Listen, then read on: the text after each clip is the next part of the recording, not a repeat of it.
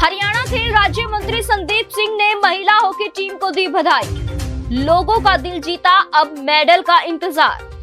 हरियाणा राज्य खेलों में आगे, महिला खिलाड़ियों ने रचा इतिहास।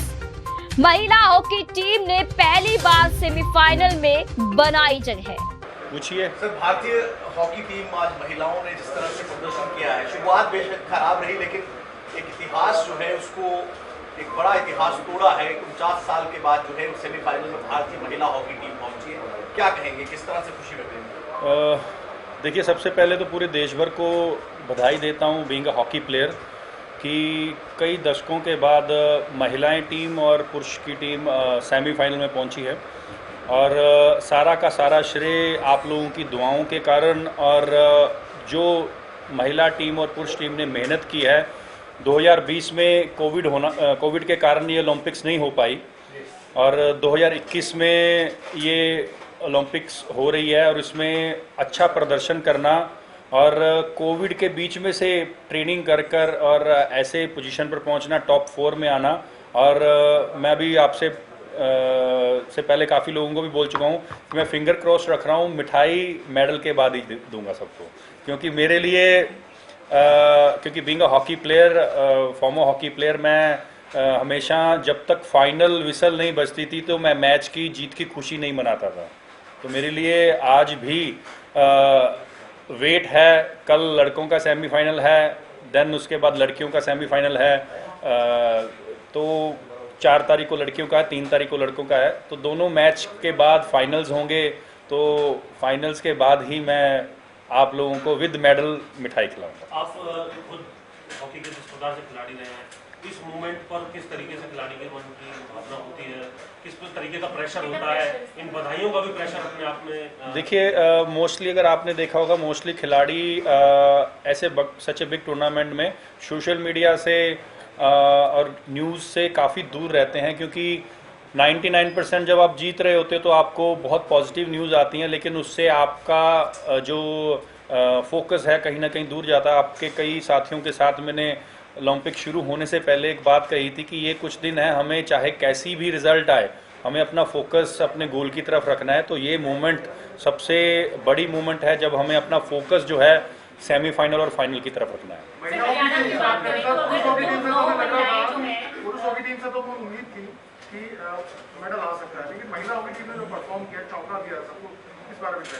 देखिए, महिला हॉकी में 9 लड़कियां हमारी हरियाणा की हैं, लेकिन मेरे लिए जो 18 प्लेयर्स हैं वो भारतीय हैं। तिरंगा जो है वो प्रायोरिटी है, कंट्री हमारी प्रायोरिटी है।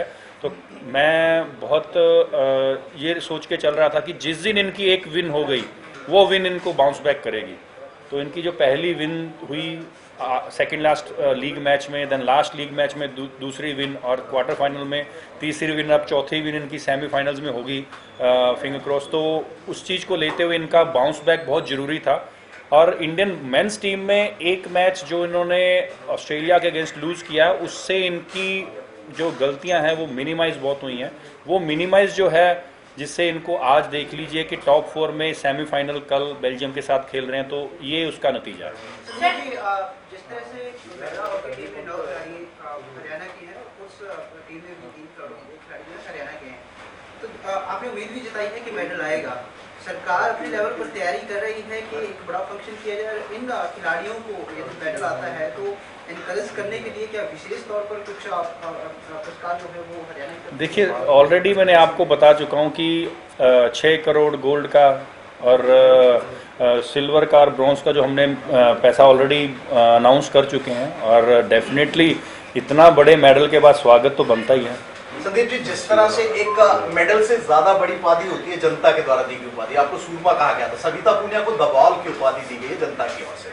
जिस तरह से 7 पेनल्टी कॉर्नर आज ऑस्ट्रेलिया के खिलाफ उन्होंने डिफेंड करे हैं, मोनिका मलिक है जिन्होंने डिफेंडर के तौर पर जिन्होंने बेहतरीन काम आज फील्ड में किया। क्या कहेंगे सर इस चीज को लेकर? देखिए, आपने सूरमा की बात की।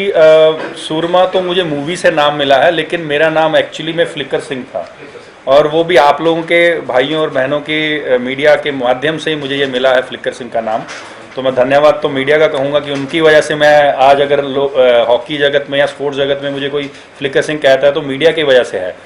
दूसरी बात, वॉल अपने हॉकी में 2 बॉल मैं उनको कहता हूँ, एक तो श्रीजेश और एक सविता, क्योंकि दोनों ने जो परफॉर्मेंस दी है, आप देख लो कल जब सेमीफाइनल था, आज क्वार्टर फाइनल था, कल लड़कों का और आज लड़कियों का क्वार्टर फाइनल, दोनों में जब back to back shot corner मिल रहे थे, श्रीजेश के सेव्स और सविता पुनिया के सेव्स, दोनों ने आपको देखो रिजल्ट एकदम से। जब आप अटैकिंग हॉकी खेलते हैं, अटैकिंग हॉकी में हमेशा डिफेंस में गोलकीपर की भूमिका बहुत अहम होती है, क्योंकि जब भी काउंटर अटैक आता है अपने ऊपर, तो उसमें गोलकीपर की जो सेव होते हैं वो आपको हमेशा बाउंस बैक करते हैं। सर, आने वाले मुकाबले कितने कठिन होने वाले हैं अगर दोनों ही टीम, क्योंकि 2 बड़ी टीम्स को हराकर वैसे तो सेमीफाइनल में दोनों ही टीम्स ने जगह बनाई है, लेकिन अगर आने वाले मुकाबले देखिए तो कितना प्रेशर होने वाला है, कितने कठिन होने वाले हैं, क्योंकि गोल्ड का एक प्रेशर भी है, क्योंकि लंबे सालों बाद, लगभग 50 दशक बाद महिला हॉकी टीम और 4 दशक बाद जो है पुरुषों की जो टीम है वो यहाँ पहुंची। देखिए, आपके सवाल से एक मेरे को डायलॉग याद आ रहा है चक दे इंडिया का,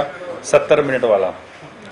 तो आजकल 60 मिनट की हॉकी है, तो इनके पास सेमीफाइनल में 60 मिनट हैं, और जो भी इनकी ज़िंदगी का हॉकी का निचोड़ है वो इसमें 60 मिनट में दें। और एक और चीज़ मैं पॉजिटिव वे में आपको कहना चाहता हूँ कि खोने के लिए कुछ नहीं है इंडिया के पास, जो भी है पाने के लिए है। लोगों के दिल तो जीत चुके हैं, अब सिर्फ मेडल बाकी है। संदीप जी, अपने अंदाज में एक खिलाड़ी के तौर पर, मंत्री के तौर पर नहीं, अब जब जोश के साथ खिलाड़ी जाएंगे, हालांकि आपने कहा कि वो दूर होंगे इससे, चकदे फट्टे या फिर किस तरीके से आप उनको कहना चाहेंगे जो गर्मजोशी के साथ वो देखिए, ध्यान भी रहे अपना। हमारे प्राइम मिनिस्टर साहब ने, स्पोर्ट्स मिनिस्टर केंद्र के, उन्होंने एक बहुत बढ़िया स्लोगन दिया, चीयर्स फॉर इंडिया।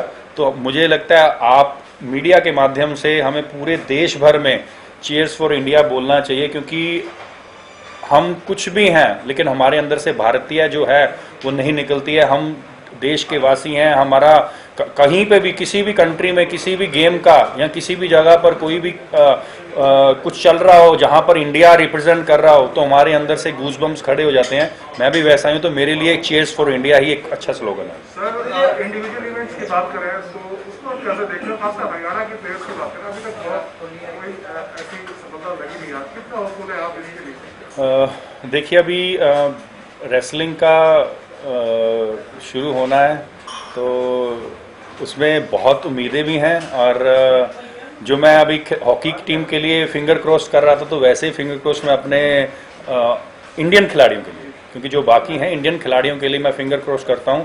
आज अगर हम देखें तो एथलेटिक्स की जो डिस्कस थ्रो की जो महिला है वो, और इवन आने वाले टाइम में अगर हम बजरंग पुनिया का देखें या विनेश फोगाट का देखें, तो वो नामी खिलाड़ी भी हैं। डेफिनेटली उनके मन में कुछ अलग सी चीज़ें चलती रहेंगी, लेकिन मेरे लिए हर खिलाड़ी के लिए बेस्ट विशेस हम सब दें। और कहीं ना कहीं एक छोटी सी दुआ हमारे भारतीय सभ्यता में भी है, कहीं ना कहीं एक छोटी सी दुआ इतनी दूर बैठकर अगर हम उनके लिए लेंगे तो वो दुआ पॉइंट्स जोड़ने में बहुत काम आएगी। लेकिन जिनसे हमें बहुत ज़्यादा उम्मीद थी, मनु भाकर की बात करें, पंगाल की बात करें, वो अनफॉर्चुनेटली सफलता तो नहीं। देखिए, कहीं ना कहीं कभी कभी खिलाड़ी ज़्यादा प्रेशर में आने के कारण या कहीं ना कहीं ज़्यादा सोच के आने के कारण ऐसे मैच लूज़ कर जाते हैं जो बहुत ज़्यादा मार्जिन से विन कर सकते हैं। अमित का भी बहुत पहले उसमें एक शॉक, अनएक्सपेक्टेड सी लूज़ मैं मानता हूँ।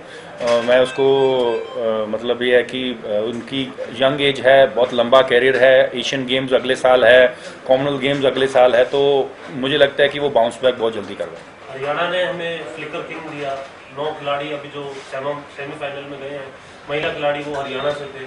हॉकी का एक अच्छा अपने आप में हब हरियाणा जो है वो नजर आ रहा है इसको लेकर के। तो आने वाले समय में हॉकी को प्रोत्साहित करने के लिए हरियाणा में आप खेल मंत्री के तौर पर क्या विचार कर रहे हैं इस सबको देखते हुए, इस प्रदर्शन को? देखिए, 2019 में माननीय प्रधानमंत्री जी कुरुक्षेत्र में आए थे, जब लोकसभा के विधानसभा के जब इलेक्शन थे, तो उन्होंने उस समय माननीय मुख्यमंत्री जी ने एक घोषणा की थी कि मैं हरियाणा को एक स्पोर्ट्स हब बनाऊंगा। तो उसी चीज़ को देखते हुए हमारे हरियाणा में अगर हम देखें तो कई चीज़ें पाइपलाइन में हैं और कई चीज़ें हमने अनाउंस भी कर दी हैं, जैसे कि 4 बड़े रिहैब सेंटर, क्योंकि कहीं ना कहीं जब इंजरी होती है, इंजरी के कारण खिलाड़ी अपना स्पोर्ट्स करियर जो होता है वो गिरा देता है और बाउंस बैक नहीं कर पाता। दूसरा, खेलो इंडिया जैसी गेम्स हैं वो होस्ट करना, अच्छी पॉलिसी खिलाड़ियों के लिए लेके आना, ऑनर के रूप में जो प्रति माह राशि देनी, चाहे वो अर्जुन अवार्ड हो, ध्यानचंद अवार्ड हो, द्रोणाचार्य अवार्ड हो, तेंजिंग नॉर्वे अवार्ड हो, तो ऐसे अवार्ड्स के लिए जो राशि है एकदम से 4 गुना कर देना, और साथ ही में ओलंपिक जैसे बड़े खेलों में पार्टिसिपेट में 5 लाख पहले एक तैयारी के रूप में देना, तो ऐसी चीज़ें स्पोर्ट्स को लगातार करती हैं। और अगर हम ग्रास रूट की बात करें तो नर्सरियों के ऊपर 1000 जो नर्सरियां का परमिशन और वो करवानी, अप्रूवल करवाना, वो बहुत बड़ी बात है, क्योंकि अगर हम दूसरे राज्यों में देखें तो उससे कहीं बेहतर हमारा राज्य कर रहा है। और बाकी खिलाड़ी जो हैं दूसरे राज्य के, वो भी ये मानते हैं कि काश हम भी हरियाणा के होते और हम भी हरियाणा में पैदा होते, हमें भी ऐसी सुविधाएं मिलती। इसके लिए मैदान हो, कोच हो, देखिए कोच की है, जो नर्सरी की बात की, वो तैयार करने के लिए ये तमाम चीजें तैयार होने के बाद की है। जो कोच हैं वो हमारे लगभग 202 कोच की अप्रूवल हमें मिल गई है, और नर्सरियों के साथ साथ हम कोच भी नए रखेंगे, और इसमें हम मेंटल कोच भी रखेंगे। एक मेरा विज़न था जब मैं इस पद पर बैठा कि हम फिज़िकल फिटनेस भी करवा लेते हैं, डाइट के ऊपर भी हमें काम करना पड़ेगा और मेंटल के ऊपर। अगर आपने देखा होगा तो कुछ महीने पहले मैंने आप लोगों के माध्यम से एक इंटरव्यू में बोला था कि हमें मेंटल कोच और हमारे डाइटिशियन बहुत ज़रूरी है। डाइट का मतलब ये नहीं कि आपको मार्केट से स्पेशल जाकर कुछ लाकर खाना पड़ेगा। हमारे गांव में, हमारे शहरों में जिस तरीके के हमारे घर का खाना होता है, उसमें भी हमें कैसे न्यूट्रिशन चुनना है कि हमें कहाँ से प्रोटीन ज़्यादा मिलेगा, कहाँ से मिनरल्स मिलेंगे, कहाँ से हमें विटामिन्स मिलेंगे, और कितने हमें किस गेम के हिसाब से, कितनी बॉडी वेट के हिसाब से हमें कितना चाहिए। तो ये सब न्यूट्रिशन का काम होता है। वो न्यूट्रिशन प्लस हमारे मेंटल कोच जो हैं वो हमारे स्टूडेंट्स को, हमारे कोचिज़ को ट्रेन करेंगे कि किस तरीके से हमें हमारे बच्चों को जब अच्छा कंपटीशन हो उसमें हम कैसे अपने आप को तैयारी करें, अपने आप को फोकस करें। क्योंकि अगर आपने देखा होगा एक पीछे हमारे दंगल गीता और बबीता फोगाट्स की सिस्टर्स की एक पीछे सुसाइड उन्होंने किया था गुड़िया ने, तो उसका जो मैंने कारण और उसका जो मैं से पूछा बबीता जी से भी और गीता जी से, तो उन्होंने यही कहा कि वो मैच लूज़ कर गई थी यंग एज में, तो उसका एक कारण हमें पता चला है। तो मेरे को लगता है कि ऐसे हादसे जो हैं कहीं ना कहीं हमारा मेंटल टफनेस जो है वो ज़रूरी है। अभी अमित जी की आप बात कर रहे थे, मनु भाकर की बात कर रहे थे, तो उसमें भी कहीं ना कहीं हमें अपने आप को हर चीज़ से, डिस्ट्रैक्शन से दूर रखने के लिए मेंटल टफनेस की ज़रूरत है। तो उसके लिए भी हम ये कोच रख रहे हैं। ग्रास रूट के ऊपर जो मैदान है उसके ऊपर हमारे जो पहले मैंने वेरी फर्स्ट सेशन में विधानसभा में मैंने ये कहा था कि हमने फील्ड बनाने हैं, ना कि स्टेडियम बनाने हैं। और फील्ड बनाने के लिए अब हमारी तैयारी जो है वो फील्ड को मेंटेन करने की, और फील्ड के अंदर हमारा रख रखाव कैसे होगा और उसको कैसे तैयार किया जाएगा, उसके ऊपर हमारा बजट का और उसके ऊपर ही काम चल रहा है। क्योंकि मुझे सिर्फ और सिर्फ अपने जो मैदान आज की डेट में हमारे पास हैं स्पोर्ट्स डिपार्टमेंट के पास, उसका रख रखाव और उसको सही तरीके से करना है। क्योंकि पहले कई ऐसे बन चुके हैं पंचायत के अंदर या शहरों के अंदर, लेकिन वहाँ पर मेंटेन करने के लिए हमारे पास, कभी हम गाड़ी खरीद लेते हैं, लेकिन गाड़ी खरीदने से पहले हमेशा हम पूछते हैं कि इसकी माइलेज कितनी है, इसका मंथली मेंटेनेंस खर्चा कितना है। तो पहले इस चीज़ को हमने नहीं सोचा, लेकिन जो हमारे पास आज तैयार है इंफ्रा, उसको कैसे हमने संभालना है और उसको किस तरीके से हमने आगे बढ़ाना है, उसी के ऊपर मैं काम कर रहा हूँ। मेंटल कोच कितने अपॉइंट करेंगे आप? ये देखिए, अकॉर्डिंग टू हम 4 जोन हमने बनाए हैं, तो उसी तरीके से हम मेंटल और डाइटिशियन रखेंगे, जिससे कि ये चारों जोन को कवर किया जाए। ये 202 में तो कुल है या इससे अलग है?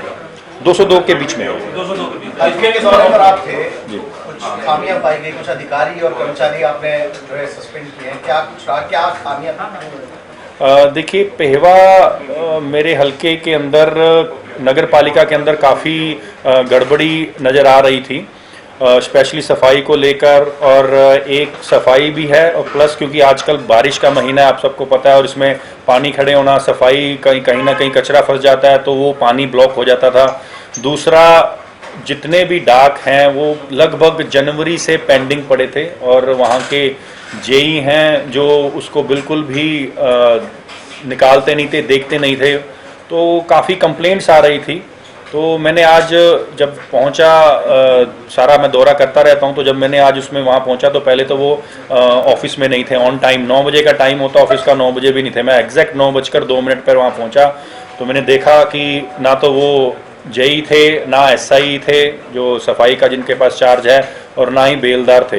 तीनों को ऑन द स्पॉट कार्रवाई करने के लिए और स्ट्रिक्ट एक्शन के लिए बोला गया है, क्योंकि उन्हीं के कारण पूरा शहर की देखरेख होनी है। अगर वही ऑन टाइम नहीं आ रहे हैं तो शहर की आज की, क्योंकि पब्लिक को हमेशा इतनी सुविधा तो मिलनी चाहिए कि वहाँ की चाहे बारिश हो चाहे कोई भी मौसम हो, उनका कहीं ना कहीं गंदगी से दूर रहें। प्लस उनके जो निजी काम होते हैं घर के, जिनका पेपर वर्क होता है, वो जनवरी से पेंडिंग है। जनवरी का मतलब आप सोच सकते हैं 8 महीने हो गए हैं। 8 महीने का काम पेंडिंग है तो फिर वो ऑफिस चलेगा कैसे? तो इसके ऊपर हमने स्ट्रिक्ट एक्शन लिया, suspension. Sandeep ji, cash price की आप बात करें 6 करोड़ दिया, ये इंडिविजुअल लेवल पे हो रहा है या इंडिविजुअल लेवल पे? Individual level. ग्रेडेशन सर्टिफिकेट वाले मामले में कोई? हाँ, वो ग्रेडेशन के लिए आगे हमने सीएम साहब को भेज दिया अपने यहाँ से, और पूरी उम्मीद है सीएम साहब अच्छे लेवल की उसकी इंक्वायरी भी करवाएंगे। और मेरी वैसे भी चर्चा होगी है, और सीएम साहब ने खुद कहा है कि इसके ऊपर हम पूरी डिटेल में ब्लैक एंड वाइट में इसका निचोड़ निकाल के उसके बाद इसकी जो भी इसमें लीगल तौर पर जो फंसेगा उसको कार्रवाई भी करेंगे, एक्शन भी अच्छा लेंगे। Thank you sir. Thank you.